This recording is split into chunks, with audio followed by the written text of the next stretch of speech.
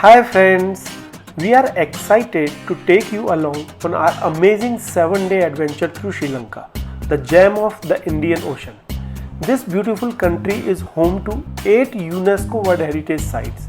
It offers a diverse array of experiences from its stunning beaches and lush highlands to its incredible wildlife and historical temples.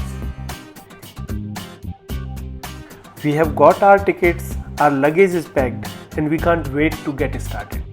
बोलो बंसी वाले की Our flight from Bangalore to Colombo was just around 1.5 hours. For our travel across Sri Lanka, we pre-booked a private van through Mango Travels.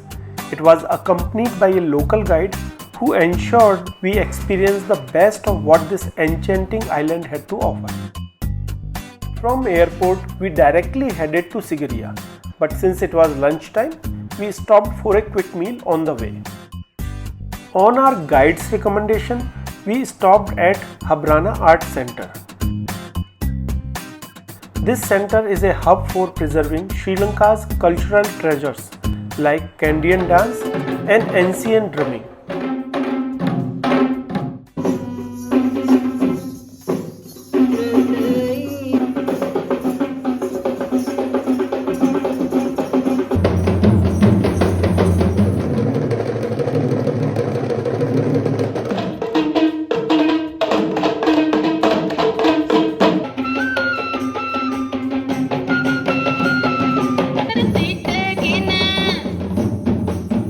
Each performance, bustling with colors and energy, tells its own story, showcasing the dancer's skill and the musician's talent, whether they were engaging in classical or folk dances or even skillful handling of drums and fire.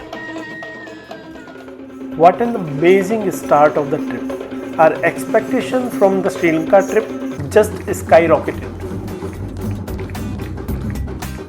In Sigiriya, we checked into Hotel Nature Park Villa for a night's stay. Despite not opting for luxury accommodation, the hotel pleasantly surprised us with its convenient location and the comfort it offered. The next morning, we were all set for a sunrise trek to the Sigiriya Rock Fortress. We're going to climb 1,200 steps. And we are going to come back. Sigiriya Rock is also called the Lion's Rock. Even though we started climbing at around 5 in the morning, it was still really hot and humid. Halfway up, we saw the Lion's Gate with big stone paws. They are the only parts left of the huge lion statue that used to be there.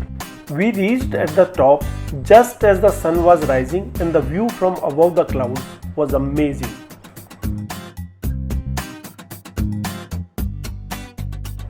Sigiriya Palace and Fortress was built by King Kashyap over 1500 years ago.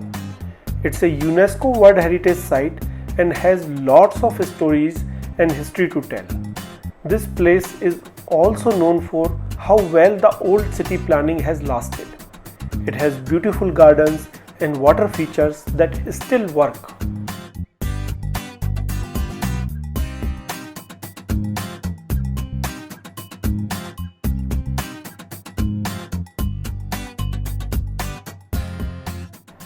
It is said that whole rock face was once covered with the paintings.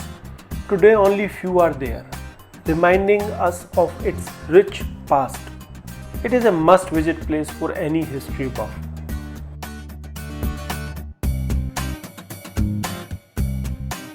After freshening up, we checked out and headed towards Kandy. We plan to explore the Dambula Cave Temple and a few other attractions along the way.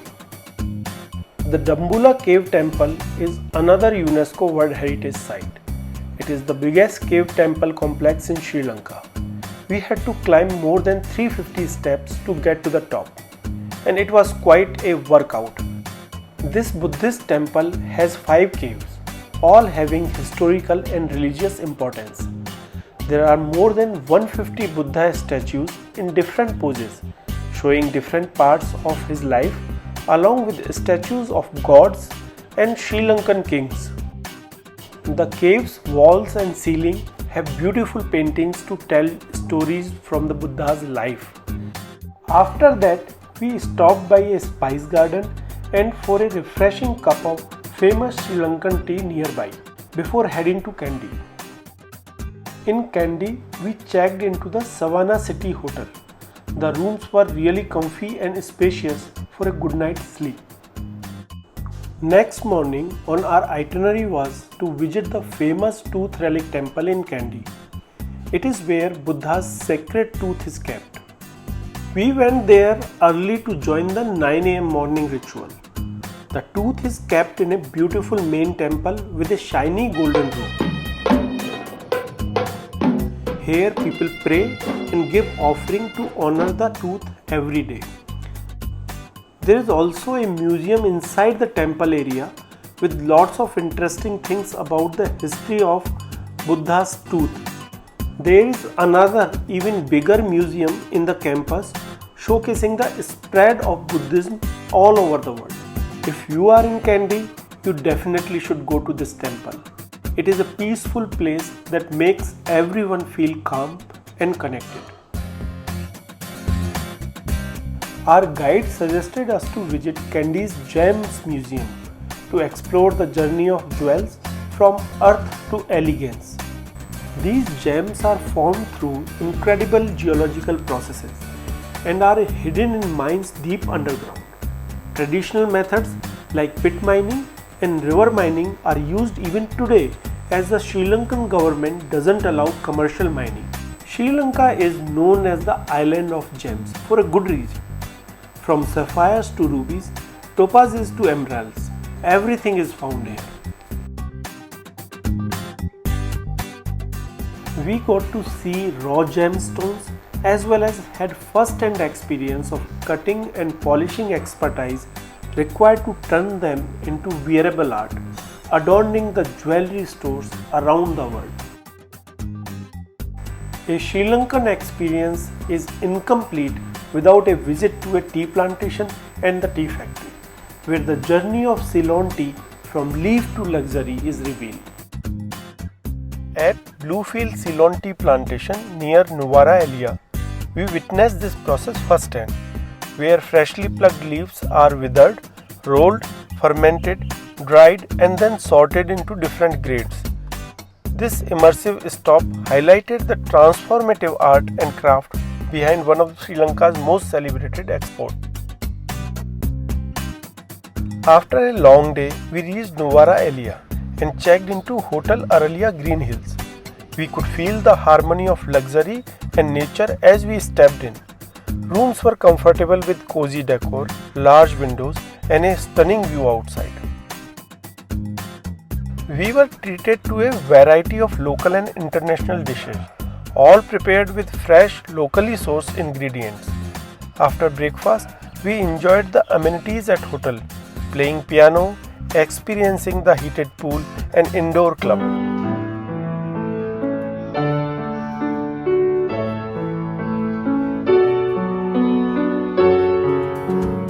We started our day at the peaceful Victoria Park.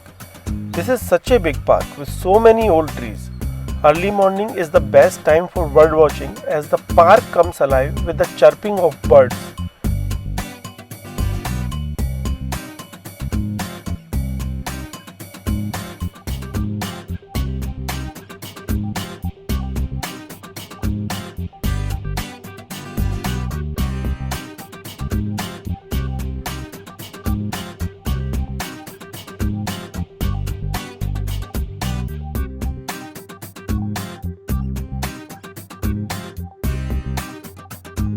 Victoria Park felt like a family-friendly spot where laughter and joy fill the air as children play and create memories. If you find yourself in Nuwara Elia, a morning at Victoria Garden is an absolute must. Located just outside Victoria Park, the Nuwara Elia Post Office is an emblem of colonial history. Built during the British era, it continues to operate as a functional post office. We paused briefly to mail a self-addressed postcard and take pictures of the distinctive red brick walls an attractive clock tower.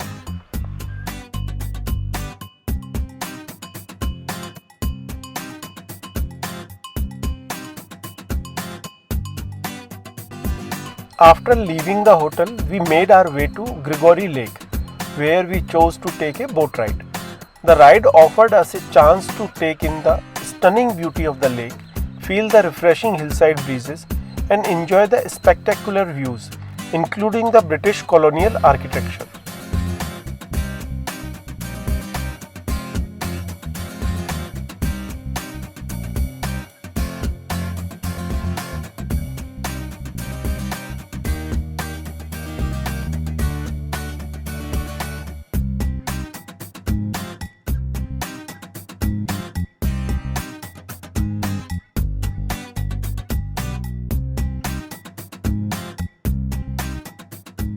We were very hungry and hence we chose to eat at the Indian Supper, an Indian restaurant just next to the lake. En route to Ella, we paused to explore Holy Ashok Vatika from the Ramayana, known to be the site where Mata Sita was imprisoned by Ravana. Though the temple was going through renovation, we admired the sanctum, the river, and the large impression of Lord Hanumana's feet on a nearby rock. The site left us feeling somewhat let down.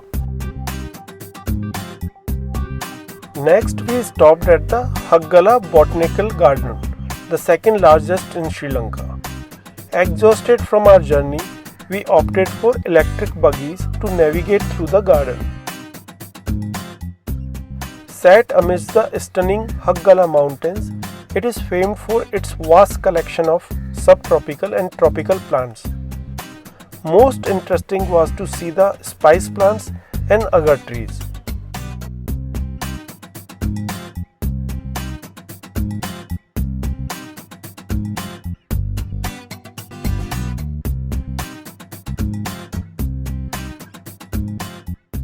We stayed at Samadhi Nature Resort at Ella.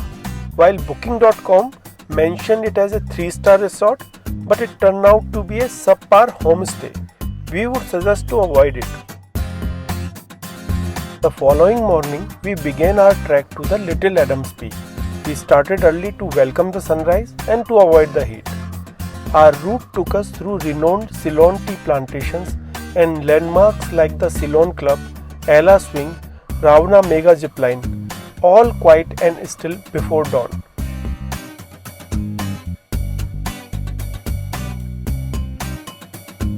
On reaching the summit, we were greeted by awe-inspiring views as the sun emerged, casting the valley in a radiant glow, a reward that truly justified the climb.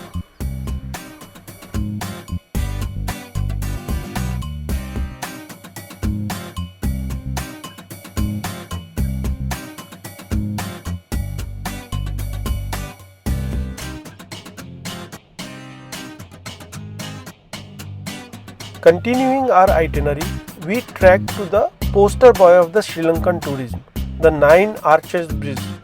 It is a colonial era marvel with 9 grand arches that showcase early 20th century engineering prowess. The bridge's intricate stonework was created out of necessity, with builders resorting to rocks and cement due to steel shortage during World War I. Although we missed seeing a train cross, walking along the railway tracks enveloped by the jungle was an extraordinary experience in itself. We finished breakfast at nearby restaurant, freshened up and checked out of our hotel.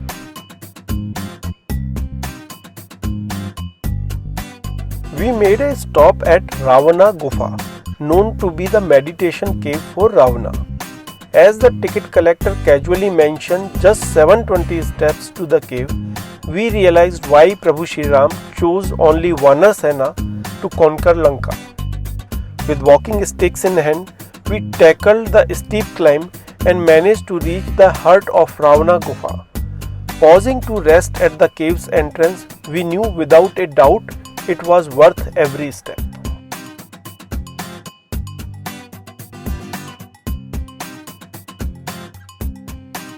Located a short distance from the cave, The majestic Ravana Falls captivate visitors with its cascading multi-tiered waters.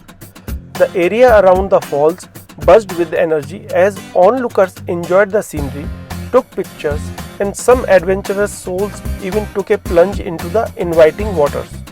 But amidst the thrill, caution is the key, as the falls are slippery and many have lost their lives in this fall.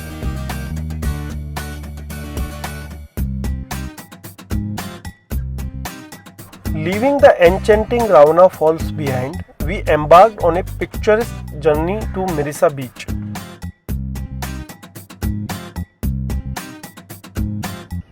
Arriving just in time for sunset, we were greeted by a striking contrast between Ela's mountainous terrain and Mirisa's tranquil beach atmosphere.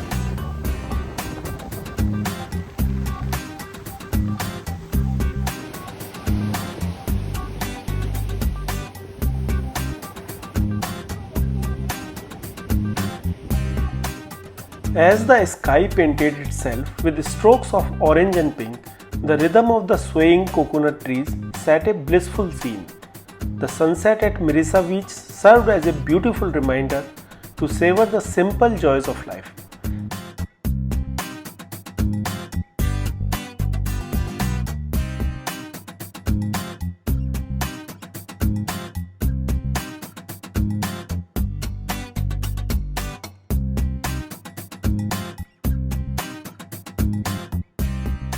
Following a delightful dinner at Curry Culture, we arrived for check-in at our hotel in Bentota. We have booked Santara Sea Sand Resort and Spa for our stay, and the first impression was nice. Our room was comfortable and elegant, completed with a cozy bed, contemporary decor, and a private balcony that offered a serene view of the backwaters. We had done a marathon sightseeing yesterday, hence we took it slow this morning. We enjoyed a beautiful sunrise from balcony, followed by a yummy breakfast.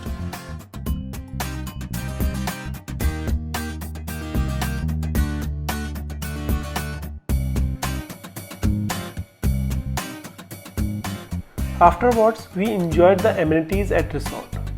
Resort had a very nice swimming pool, but other amenities like games rooms were just average. Overall, we had a relaxing day.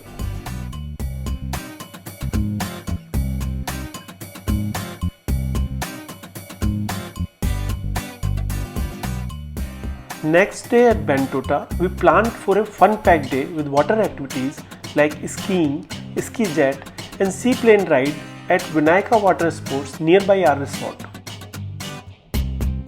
We started with water skiing, and while we are far from experts, we definitely enjoyed the spills and the laughter that came with our failed attempts. Our jet skiing experience was a hit. We zipped over the waves, basking in the sunlight, and the kids enjoyed it the most as the instructors allowed them independent driving. The highlight was the seaplane flight. Flying above the Bentota river and sea gave us awe-inspiring views that took our breath away.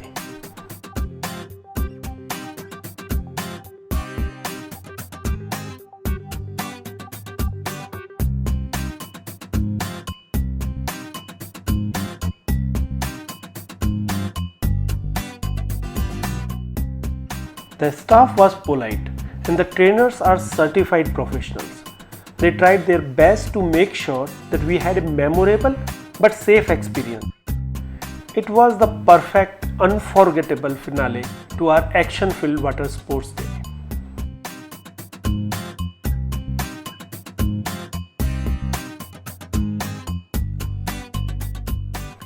In the evening, we hanged out by the seashore, relishing the warm waters and the captivating sunset.